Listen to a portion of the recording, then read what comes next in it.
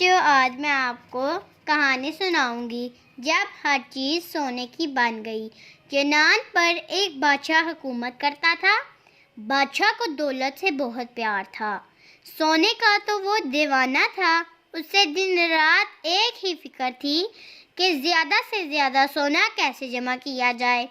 جب وہ صبح سویرے سورج کی سنہری کرنوں کو دیکھتا تو اس کے دل میں یہ خواہش پیدا ہوتی کہ کاش یہ سنہری کرنیں جب چیز پر پڑیں تو اسے سونے کا بنا دیں۔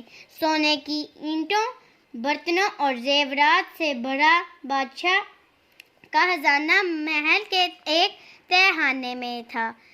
جب ہی اسے فرصت ملتی تہہ خانے میں چلا جاتا، سونے کی اینٹوں کو دیکھ کر خوش ہوتا، سونے کے برتنوں کو اٹھا اٹھا کر دیکھتا۔ ایک دن بادشاہ تہہ خانے میں بیٹھا سونے کی چیزیں دیکھ رہا تھا۔ اچانک کمرے میں روشنی پھیل گئی۔ بادشاہ چونک گیا۔ کمرہ ہر طرف سے بند تھا۔ روشنی وہاں کیسے آ گئی؟ ابھی وہ یہ بات سوچ ہی رہا تھا کہ اسے روشنی کے درمیان ایک شخص نظر آیا۔ بادشاہ سمجھ گیا کہ بند کمرے میں آنے والا کوئی عام شخص نہیں ہو سکتا، ضرور یہ کوئی خاص آدمی ہے۔ بادشاہ کے کچھ بولنے سے پہلے ہی اس شخص نے کہا، بہت سونا جمع کر رکھا ہے آپ نے۔ بادشاہ نے کہا، یہ تو بہت کم ہے، میری خواہش ہے کہ اس طرح کے کئی خزانے ہوں۔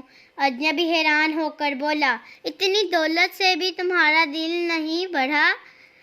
بادشاہ نے کہا، دولت سے بھی کسی کا دل بڑھتا ہے، یہ تو جتنی بھی مل جائے کم ہے۔ اجنبی نے کہا، تم چاہتے کیا ہو؟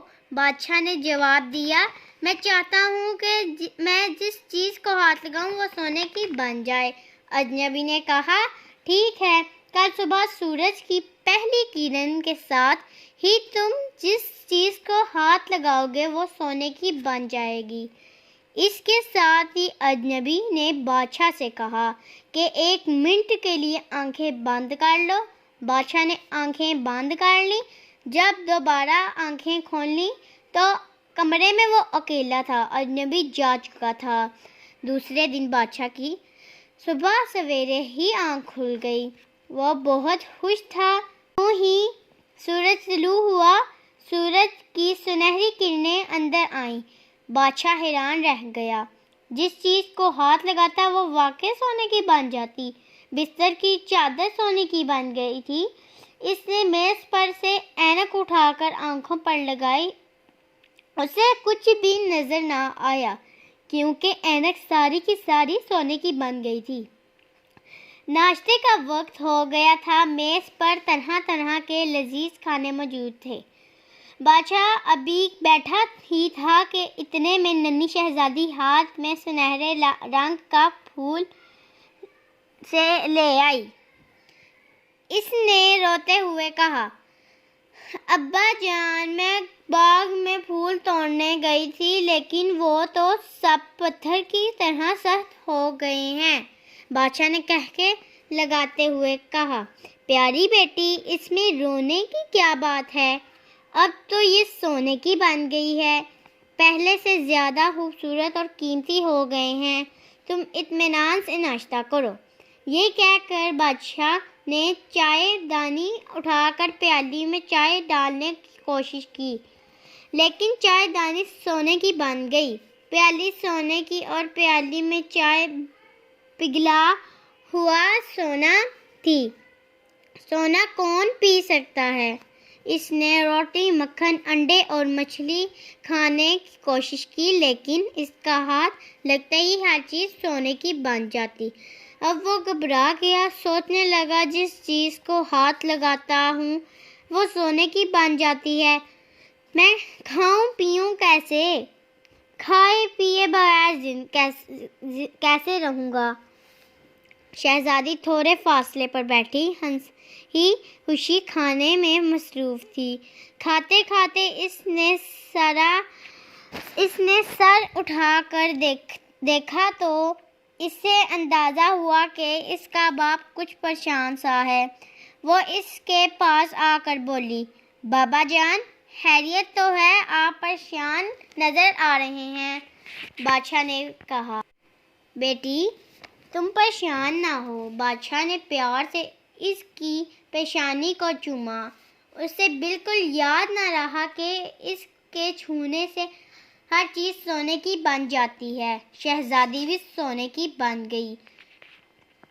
اس کے کالے بال سنہرے ہو گئے، جسم پتھر کی طرح سخت ہو گیا تھا۔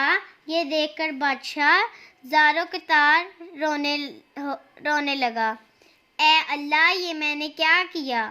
کاش میری شہزادی دوبارہ زندہ ہو جائے۔ اچانک وہی کل والا اجنبی نمودار ہوا اور مسکرا کر کہنے لگا، کہو کیا حال ہے؟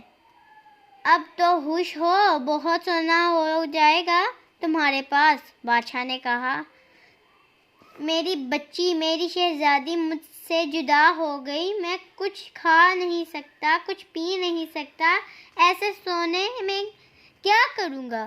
مجھے سونا نہیں چاہیے۔ اجنبی نے کہا، اس کا مطلب ہے اب تمہیں حقیقت کا پتہ چل چکا ہے۔ بتاؤ، سونا اچھا ہے یا پانی کا ایک گھونٹ؟ بادشاہ نے جواب دیا، پانی کا ایک گھونٹ۔ اجنبی نے پوچھا، سونا اچھا ہے یا روٹی کا ایک نوالا؟ بادشاہ نے کہا، روٹی کا ایک نوالا۔ دنیا بھر کا سونا بھی روٹی کے ایک نوالے کا مقابلہ نہیں کر سکتا۔ اجنبی نے پوچھا، سونا اچھا ہے یا بیٹی؟ بادشاہ چیخ کر بولا، میری پیاری بیٹی، میری شہزادی، میں اپنا تمام خزانہ اس پر قربان کرنے کے لیے تیار ہوں۔ اجنبی نے کہا، ٹھیک ہے، اب تم اپنے باغ کے تالاب میں نہاؤ اور اس کا پانی ان تمام چیزوں پر چھڑک لو۔ تمہارے چھونے سے سونا بن گئی تھی۔ آئندہ سچے دل سے وعدہ کرو کہ کبھی اس طرح دولت کا لالچ نہیں کرو گے۔ بادشاہ نے سچے دل سے توبہ کی اور دوڑتا ہوا تالاب میں کود گیا۔ پھر اس نے پانی لا کر تمام چیزوں پر چھڑکا۔ ہر چیز اصلی حالت میں آ گئی۔ اس نے شہزادی پر پانی چھڑکا تو وہ ایک دفعہ پھر گوشت پوست کی لڑکی بن گئی۔ اس نے حیرت سے اپنے کپڑوں کو دیکھا اور بولی، ارے میرے کپڑے کیسے بھیگ گئے؟ یہ تو خشک تھے۔ بادشاہ نے اسے گلے سے لگایا اور اسے پوری بات بتائی۔ پھر باپ بیٹی دونوں نے مل کر ناشتہ کیا اور باغ میں جا کر پھولوں کی خوشبو سے لطف اٹھانے لگا۔ پیارے بچوں، آپ کو ایسے یہ سبق ملتا ہے، انسان کو ضرورت سے زیادہ دولت کی خواہش نہیں کرنی چاہیے۔ ہمیں اللہ تعالیٰ کی تقسیم پر راضی ہونا چاہیے اور لالچ سے بچنا چاہیے۔ نتیجہ، لالچ بری بلا ہے۔